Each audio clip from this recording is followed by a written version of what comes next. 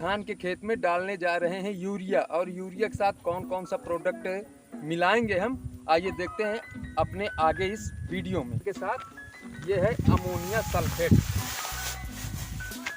ये ammonia sulphate जो कि सल्फर का बहुत ही बड़ा स्रोत है। सल्फर की मात्रा जड़ों में पूरी करने के लिए ये अमोनिया सल्फेट बहुत ही अच्छी खाद है। और साथ में मिलाएंगे मृदा शक्ति। ये ऑर्गेनिक मैन्योर है, माइक्रो न्यूट्रेंट है एक तरीके का, लेकिन ऑर्गेनिक फार्म पे है।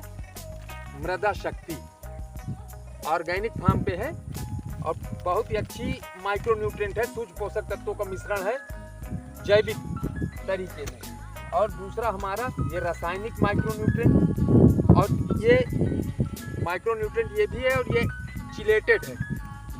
चिलेटेड का बहुत ही महत्व हो जाता है, या तुरंत काम करता है। माइक्रो न्यूट्रेंट बाजार में बहुत से उपलब्ध हैं। चिलेटेड अलग फार्म होता है, सॉइल एप्लीकेशन अलग फार्म होता है, वो धीरे से काम करता है, थोड़ा सस्ता भी मिलता है। ये थोड़ा सा कॉस्टली होता है और लेकिन तुरंत काम करता है। चिलेटेड इसलिए डाल रहे हैं क्योंकि सेकंड अटेम्प्ट है यूरिया का, फर्स्ट टाइम ही डालना चाहिए, लेकिन हम तब नहीं डाल पाए। किसान की अपनी समस्याएं होती हैं कई प्रकार की।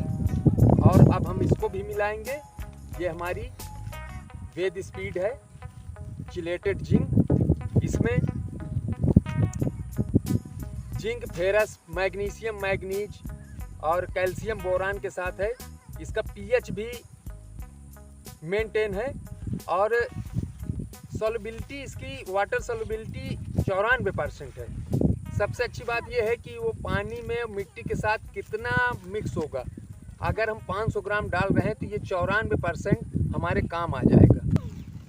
तो हम करेंगे अपने मिश्रण को तैयार। ये हमारा रासायनिक माइक्रोन्यूट्रेंट और जैविक माइक्रोन्यूट्रेंट दोनों को मिक्स करके हम डालेंगे अपने धान के फसल में। माइक्रोन्यूट्रेंट बहुत से उपलब्ध हैं बाजार में, सब अपनी अपनी पसंद का डालते हैं। मैं तो यही डाल रहा हूँ।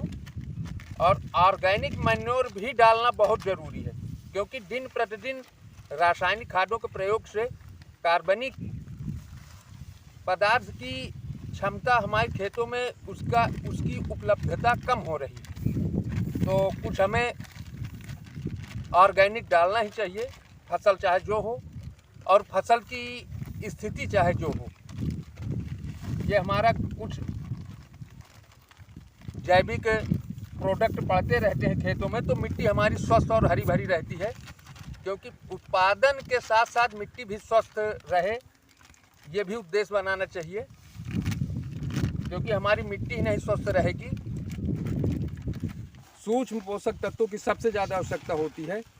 पहली बार जब खाद डालें खेत में तब ही डालना चाहिए, लेकिन उसकी भी कंडीशन होती है।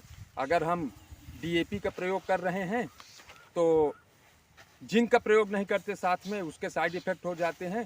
थोड़ा सा आगे पीछे एक दिन का अंतर करके साथ में जिंक डीएपी नहीं मिलाना चाहिए।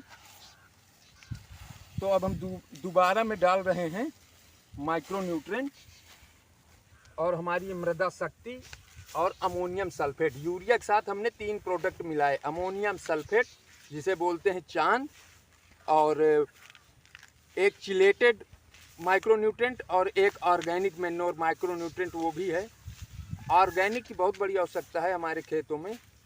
अब ये हम डालेंगे, करीब 1 एकड़ से कम होगा खेत हमारा,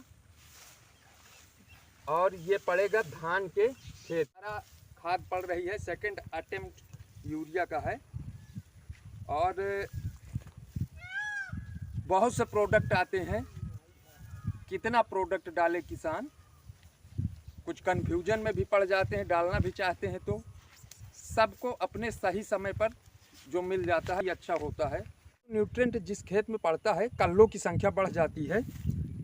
ये कल्लों की संख्या बढ़ जाती है। ये ऊंचाई का स्थान है, यहाँ पे पानी नहीं रुकता है, इसलिए जो है यहाँ पे थोड़ा ब्यास कम है, घास भी अधिक हो जाते हैं, खरपतवार भी अधिक हो जाता है ऊंचाई में।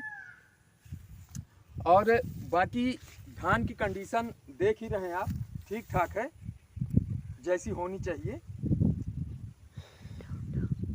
इतनी जानकारी आज के लिए।